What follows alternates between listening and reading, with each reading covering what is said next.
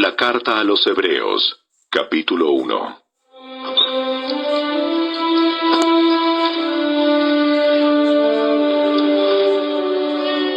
Hace mucho tiempo, Dios habló muchas veces y de diversas maneras a nuestros antepasados por medio de los profetas. Y ahora, en estos últimos días, nos ha hablado por medio de su Hijo. Dios le prometió todo al Hijo como herencia, y mediante el Hijo creó el universo. El Hijo irradia la gloria de Dios, y expresa el carácter mismo de Dios, y sostiene todo con el gran poder de su palabra. Después de habernos limpiado de nuestros pecados, se sentó en el lugar de honor, a la derecha del majestuoso Dios en el cielo. Esto demuestra que el Hijo es muy superior a los ángeles, así como el nombre que Dios le dio es superior al nombre de ellos.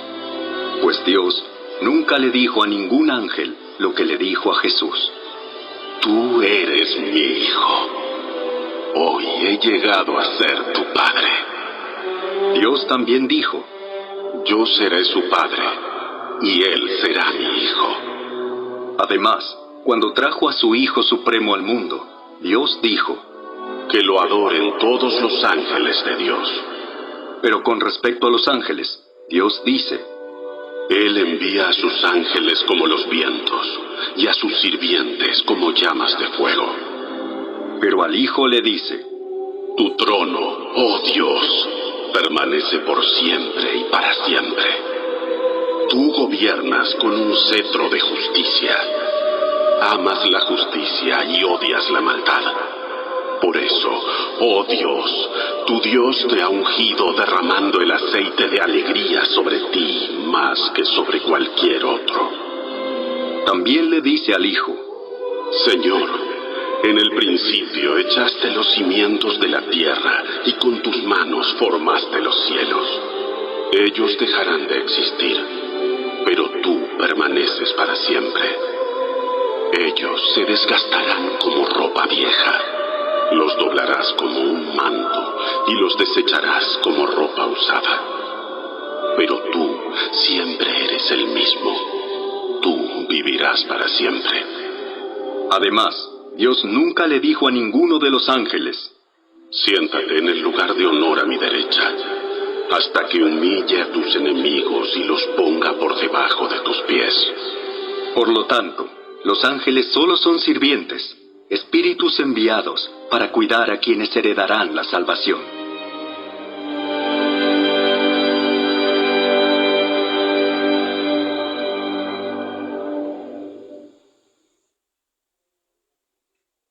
Capítulo 2. Así que debemos prestar mucha atención a las verdades que hemos oído, no sea que nos desviemos de ellas, pues el mensaje que Dios transmitió mediante los ángeles se ha mantenido siempre firme, y toda infracción de la ley y todo acto de desobediencia recibió el castigo que merecía. Entonces, ¿qué nos hace pensar que podemos escapar si descuidamos esta salvación tan grande, que primeramente fue anunciada por el mismo Señor Jesús y luego nos fue transmitida por quienes lo oyeron hablar? Además, Dios confirmó el mensaje mediante señales, maravillas, diversos milagros y dones del Espíritu Santo, según su voluntad. Es más, no son los ángeles quienes gobernarán el mundo futuro del cual hablamos, porque en cierto lugar las Escrituras dicen: ¿qué son los simples mortales para que pienses en ellos, o un hijo de hombre para que de él te ocupes? Sin embargo, los hiciste un poco menor que los ángeles, y los coronaste de gloria y honor. Le diste autoridad sobre todas las cosas. Ahora bien, cuando dice todas las cosas, significa que nada queda afuera. Pero todavía no vemos que todas las cosas sean puestas bajo su autoridad. No obstante, lo que sí vemos es a Jesús, a quien se le dio una posición un poco menor que los ángeles, y debido a que sufrió la muerte por nosotros, ahora está coronado de gloria y honor. Efectivamente, por la gracia de Dios, Jesús conoció la muerte por todos. Dios, para quien y por medio de quien todo fue hecho, eligió llevar a muchos hijos a la gloria. convenía a Dios que, mediante el sufrimiento, hiciera a Jesús un líder perfecto, apto para llevarlos a la salvación. Por lo tanto, Jesús y los que Él hace santos tienen el mismo Padre. Por esa razón, Jesús no se avergüenza de llamarlos sus hermanos, pues le dijo a Dios: anunciaré tu nombre a mis hermanos. Entre tu pueblo reunido te alabaré. También dijo: pondré mi confianza en Él, es decir, yo y los hijos que Dios me ha dado.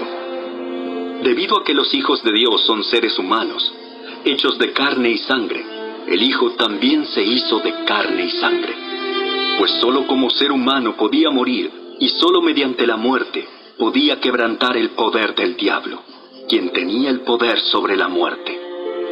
Únicamente de esa manera el Hijo podía libertar a todos los que vivían esclavizados por temor a la muerte. También sabemos que el Hijo no vino para ayudar a los ángeles, sino que vino para ayudar a los descendientes de Abraham. Por lo tanto, era necesario que en todo sentido Él se hiciera semejante a nosotros, sus hermanos, para que fuera nuestro sumo sacerdote fiel y misericordioso delante de Dios. Entonces, podría ofrecer un sacrificio que quitaría los pecados del pueblo. Debido a que Él mismo ha pasado por sufrimientos y pruebas, puede ayudarnos cuando pasamos por pruebas.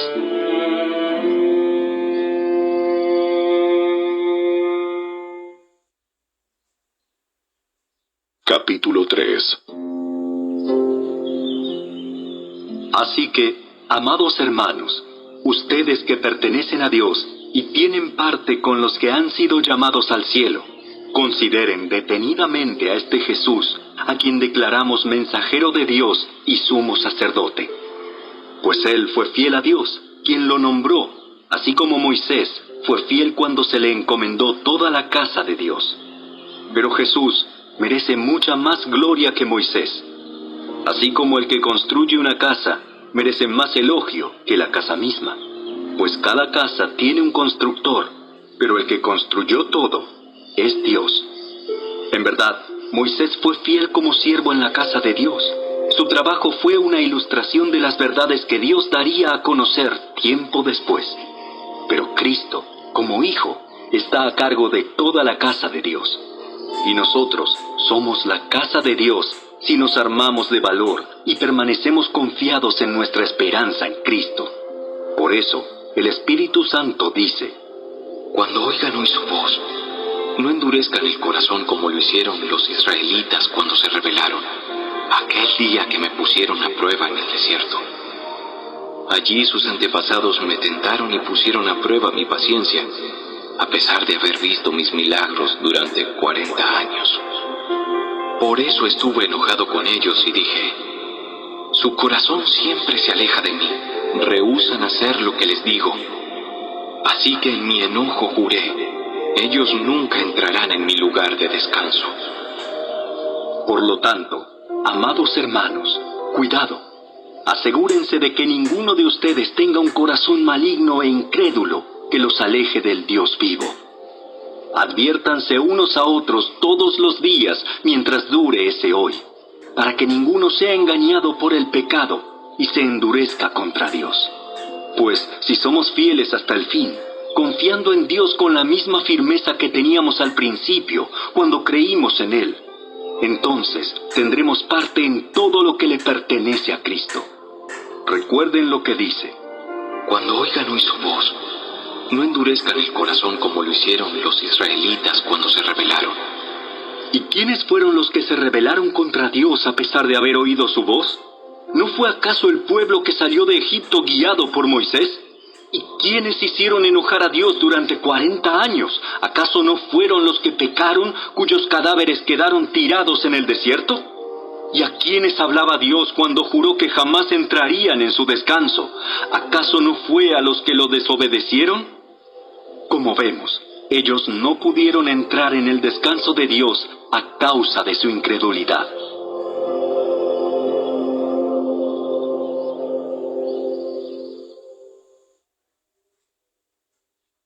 Capítulo 4. Todavía sigue vigente la promesa que hizo Dios de entrar en su descanso. Por lo tanto, debemos temblar de miedo ante la idea de que alguno de ustedes no llegue a alcanzarlo. Pues esta buena noticia del descanso que Dios ha preparado se nos ha anunciado tanto a ellos como a nosotros. Pero a ellos no les sirvió de nada porque no tuvieron la fe de los que escucharon a Dios. Pues solo los que creemos podemos entrar en su descanso. En cuanto a los demás, Dios dijo: En mi enojo juré, ellos nunca entrarán en mi lugar de descanso. Si bien ese descanso está preparado desde que Él hizo el mundo, sabemos que está preparado debido al pasaje en las Escrituras que menciona el séptimo día. Cuando llegó el séptimo día, Dios descansó de toda su labor. Pero en el otro pasaje Dios dijo: ellos nunca entrarán en mi lugar de descanso. Así que el descanso de Dios está disponible para que la gente entre, pero los primeros en oír esta buena noticia no entraron porque desobedecieron a Dios. Entonces Dios fijó otro tiempo para entrar en su descanso, y ese tiempo es hoy. Lo anunció mucho más tarde por medio de David, en las palabras que ya se han citado: Cuando oigan hoy su voz, no endurezcan el corazón. Ahora bien, si Josué hubiera logrado darles ese descanso, Dios no habría hablado de otro día de descanso aún por venir. Así que todavía hay un descanso especial en espera para el pueblo de Dios. Pues todos los que han entrado en el descanso de Dios han descansado de su trabajo, tal como Dios descansó del suyo después de crear el mundo. Entonces, hagamos todo lo posible por entrar en ese descanso. Pero si desobedecemos a Dios como lo hizo el pueblo de Israel, caeremos. Pues la palabra de Dios es viva y poderosa. Es más cortante que cualquier espada de 2 filos. Penetra entre el alma y el espíritu, entre la articulación y la médula del hueso. Deja al descubierto nuestros pensamientos y deseos más íntimos. No hay nada en toda la creación que esté oculto a Dios. Todo está desnudo y expuesto ante sus ojos, y es a Él a quien rendimos cuentas. Por lo tanto, ya que tenemos un gran sumo sacerdote que entró en el cielo, Jesús, el Hijo de Dios, aferrémonos a lo que creemos. Nuestro sumo sacerdote comprende nuestras debilidades, porque enfrentó todas y cada una de las pruebas que enfrentamos nosotros. Sin embargo, Él nunca pecó. Así que acerquémonos con toda confianza al trono de la gracia de nuestro Dios. Allí recibiremos su misericordia y encontraremos la gracia que nos ayudará cuando más la necesitemos.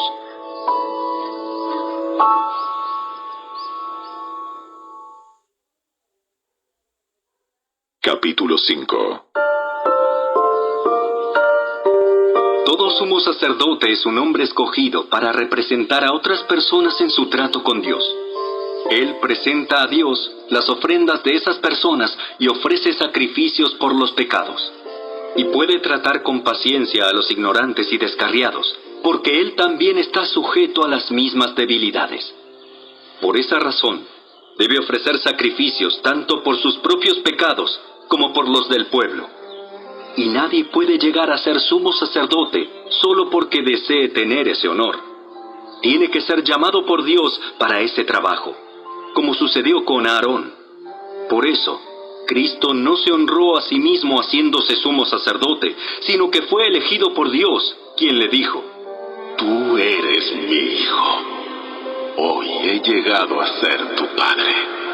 Y en otro pasaje, Dios le dijo: Tú eres sacerdote para siempre, según el orden de Melquisedec. Mientras estuvo aquí en la tierra, Jesús ofreció oraciones y súplicas con gran clamor y lágrimas al que podía rescatarlo de la muerte. Y Dios oyó sus oraciones por la gran reverencia que Jesús le tenía. Aunque era hijo de Dios, Jesús aprendió obediencia por las cosas que sufrió. De ese modo, Dios lo hizo apto para ser el sumo sacerdote perfecto, y Jesús llegó a ser la fuente de salvación eterna para todos los que le obedecen. Y Dios lo designó sumo sacerdote según el orden de Melquisedec. Nos gustaría decir mucho más sobre este tema, pero es difícil de explicar, sobre todo porque ustedes Son torpes espiritualmente y tal parece que no escuchan. Hace tanto que son creyentes que ya deberían estar enseñando a otros. En cambio, necesitan que alguien vuelva a enseñarles las cosas básicas de la palabra de Dios. Son como niños pequeños que necesitan leche y no pueden comer alimento sólido, pues el que se alimenta de leche sigue siendo bebé y no sabe cómo hacer lo correcto. El alimento sólido es para los que son maduros, los que a fuerza de práctica están capacitados para distinguir entre lo bueno y lo malo.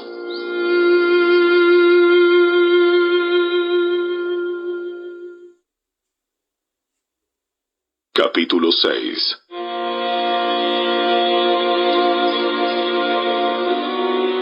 Así que dejemos de repasar una y otra vez las enseñanzas elementales acerca de Cristo. Por el contrario, sigamos adelante hasta llegar a ser maduros en nuestro entendimiento. No puede ser que tengamos que comenzar de nuevo con los importantes cimientos acerca del arrepentimiento de las malas acciones y de tener fe en Dios. Ustedes tampoco necesitan más enseñanza acerca de los bautismos, la imposición de manos, la resurrección de los muertos y el juicio eterno. Así que, si Dios quiere, avanzaremos hacia un mayor entendimiento, pues es imposible lograr que vuelvan a arrepentirse los que una vez fueron iluminados, aquellos que experimentaron las cosas buenas del cielo y fueron partícipes del Espíritu Santo, que saborearon la bondad de la palabra de Dios y el poder del mundo venidero, y que luego se alejan de Dios. Es imposible lograr que esas personas vuelvan a arrepentirse. Al rechazar al Hijo de Dios, ellos mismos lo clavan otra vez en la cruz y lo exponen a la vergüenza pública. Cuando la tierra se empapa de la lluvia que cae y produce una buena cosecha para el agricultor, recibe la bendición de Dios. En cambio, el campo que produce espinos y cardos no sirve para nada. El agricultor no tardará en maldecirlo y quemarlo. Queridos amigos, aunque hablamos de este modo, no creemos que esto se aplica a ustedes. Estamos convencidos de que ustedes están destinados para cosas mejores, las cuales vienen con la salvación. Pues Dios no es injusto. No olvidará con cuánto esfuerzo han trabajado para Él y cómo han demostrado su amor por Él, sirviendo a otros creyentes como todavía lo hacen. Nuestro gran deseo es que sigan amando a los demás mientras tengan vida, para asegurarse de que lo que esperan se hará realidad. Entonces, no se volverán torpes ni indiferentes espiritualmente. En cambio, seguirán el ejemplo de quienes, gracias a su fe y perseverancia, heredarán las promesas de Dios. Por ejemplo, estaba la promesa que Dios le hizo a Abraham. Como no existía nadie superior a Dios por quien jurar, Dios juró por su propio nombre, diciendo: Ciertamente te bendeciré y multiplicaré tu descendencia hasta que sea incontable. Entonces Abraham esperó con paciencia y recibió lo que Dios le había prometido. Ahora bien, cuando las personas hacen un juramento, invocan a alguien superior a ellas para obligarse a cumplirlo. Y no cabe ninguna duda de que ese juramento conlleva una obligación. Dios también se comprometió mediante un juramento para que los que recibieran la promesa pudieran estar totalmente seguros de que Él jamás cambiaría de parecer. Así que Dios ha hecho ambas cosas, la promesa y el juramento. Estas dos cosas no pueden cambiar, porque es imposible que Dios mienta. Por lo tanto, los que hemos acudido a Él en busca de refugio, podemos estar bien confiados aferrándonos a la esperanza que está delante de nosotros. Esta esperanza es un ancla firme y confiable para el alma. Nos conduce a través de la cortina al santuario interior de Dios. Jesús ya entró allí por nosotros. Él ha llegado a ser nuestro eterno sumo sacerdote, según el orden de Melquisedec.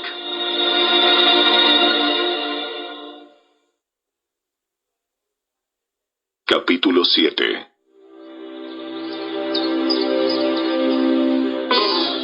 Este Melquisedec fue rey de la ciudad de Salem y también sacerdote del Dios Altísimo. Cuando Abraham regresaba triunfante de una gran batalla contra los reyes, Melquisedec salió a su encuentro y lo bendijo. Después Abraham tomó la 10ª parte de todo lo que había capturado en la batalla y se la dio a Melquisedec. El nombre Melquisedec significa Rey de Justicia, y Rey de Salem significa Rey de Paz.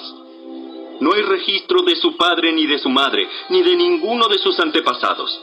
No hay principio ni fin de su vida. A semejanza del Hijo de Dios, sigue siendo sacerdote para siempre. Consideren entonces la grandeza de este Melquisedec. Incluso Abraham, el gran patriarca de Israel, reconoció esto al entregarle la 10ª parte de lo que había capturado en la batalla. Ahora bien, la ley de Moisés exigía que los sacerdotes, que son descendientes de Leví, le cobraran el diezmo al resto del pueblo de Israel, quienes también son descendientes de Abraham. Sin embargo, Melquisedec, que no era descendiente de Leví, recibió de Abraham la 10ª parte. Y Melquisedec bendijo a Abraham, quien ya había recibido las promesas de Dios. Sin lugar a dudas, el que tiene el poder para bendecir es superior a quien recibe la bendición. Los sacerdotes que reciben los diezmos son hombres que mueren. Así que Melquisedec es superior a ellos porque se nos dice que sigue viviendo. Además, podríamos decir que esos levitas, los que reciben el diezmo, pagaron un diezmo a Melquisedec cuando lo pagó su antepasado Abraham. A pesar de que Leví aún no había nacido, la simiente de la cual provino ya existía en el cuerpo de Abraham cuando Melquisedec recibió su diezmo. Entonces, si el sacerdocio de Leví, sobre el cual se basó la ley, hubiera podido lograr la perfección que Dios propuso, ¿por qué fue necesario que Dios estableciera un sacerdocio diferente, con un sacerdote según el orden de Melquisedec, en lugar del orden de Leví y Aarón? Y si se cambia el sacerdocio, también es necesario cambiar la ley para permitirlo. Pues el sacerdote a quien nos referimos pertenece a una tribu diferente, cuyos miembros jamás han servido en el altar como sacerdotes. Lo que quiero decir es que nuestro Señor vino de la tribu de Judá, y Moisés nunca habló de que los sacerdotes provinieran de esa tribu. Ese cambio resulta aún más evidente, ya que ha surgido un sacerdote diferente, quien es como Melquisedec. Jesús llegó a ser sacerdote no por cumplir con la ley del requisito físico de pertenecer a la tribu de Leví, sino por el poder de una vida que no puede ser destruida. Y el salmista lo señaló cuando profetizó: Tú eres sacerdote para siempre, según el orden de Melquisedec. Así que el antiguo requisito del sacerdocio quedó anulado por ser débil e inútil, pues la ley nunca perfeccionó nada, pero ahora confiamos en una mejor esperanza por la cual nos acercamos a Dios. Este nuevo sistema se estableció mediante un juramento solemne. Los descendientes de Aarón llegaron a ser sacerdotes sin un juramento, pero había un juramento con relación a Jesús, pues Dios le dijo: El Señor ha hecho un juramento y no romperá su promesa. Tú eres sacerdote para siempre. Debido a ese juramento, Jesús es quien garantiza este mejor pacto con Dios. Hubo muchos sacerdotes bajo el sistema antiguo porque la muerte les impedía continuar con sus funciones. Pero dado que Jesús vive para siempre, su sacerdocio dura para siempre. Por eso puede salvar, una vez y para siempre, a los que vienen a Dios por medio de Él, quien vive para siempre a fin de interceder con Dios a favor de ellos. Él es la clase de sumo sacerdote que necesitamos, porque es santo y no tiene culpa ni mancha de pecado. Él ha sido apartado de los pecadores y se le ha dado el lugar de más alto honor en el cielo. A diferencia de los demás sumos sacerdotes, no tiene necesidad de ofrecer sacrificios cada día. Ellos los ofrecían primero por sus propios pecados y luego por los del pueblo. Sin embargo, Jesús lo hizo una vez y para siempre, cuando se ofreció a sí mismo como sacrificio por los pecados del pueblo. La ley nombra a sumos sacerdotes que están limitados por debilidades humanas. Pero después de que la ley fue entregada, Dios nombró a su Hijo mediante un juramento, y su Hijo ha sido hecho el perfecto sumo sacerdote para siempre.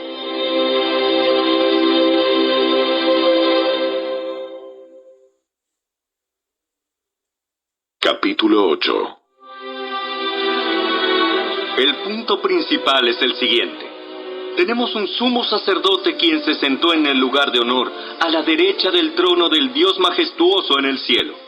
Allí sirve como ministro en el tabernáculo del cielo, el verdadero lugar de adoración construido por el Señor y no por manos humanas. Ya que es deber de todo sumo sacerdote presentar ofrendas y sacrificios, nuestro sumo sacerdote también tiene que presentar una ofrenda. Si estuviera aquí en la tierra, ni siquiera sería sacerdote, porque ya hay sacerdotes que presentan las ofrendas que exige la ley. Ellos sirven dentro de un sistema de adoración que es solo una copia, una sombra del verdadero que está en el cielo. Pues cuando Moisés estaba por construir el tabernáculo, Dios le advirtió lo siguiente: Asegúrate de hacer todo según el modelo que te mostré aquí en la montaña. Pero ahora a Jesús, nuestro sumo sacerdote, se le ha dado un ministerio que es muy superior al sacerdocio antiguo, porque Él es mediador a nuestro favor de un mejor pacto con Dios basado en promesas mejores. Si el primer pacto no hubiera tenido defectos, no habría sido necesario reemplazarlo con un segundo pacto. Pero cuando Dios encontró defectos en el pueblo, dijo: Se acerca el día en que haré un nuevo pacto con el pueblo de Israel y de Judá. Este pacto no será como el que hice con sus antepasados, cuando los tomé de la mano y los saqué de la tierra de Egipto. Ellos no permanecieron fieles a mi pacto, por eso les di la espalda. Pero este es el nuevo pacto que haré con el pueblo de Israel en ese día. Pondré mis leyes en su mente y las escribiré en su corazón. Yo seré su Dios, y ellos serán mi pueblo. Y no habrá necesidad de enseñar a sus vecinos, ni habrá necesidad de enseñar a sus parientes diciendo: deberías conocer al Señor. Pues todos ya me conocerán, desde el más pequeño hasta el más grande. Perdonaré sus maldades y nunca más me acordaré de sus pecados. Cuando Dios habla de un nuevo pacto, quiere decir que ha hecho obsoleto al primero, el cual ha caducado y pronto desaparecerá.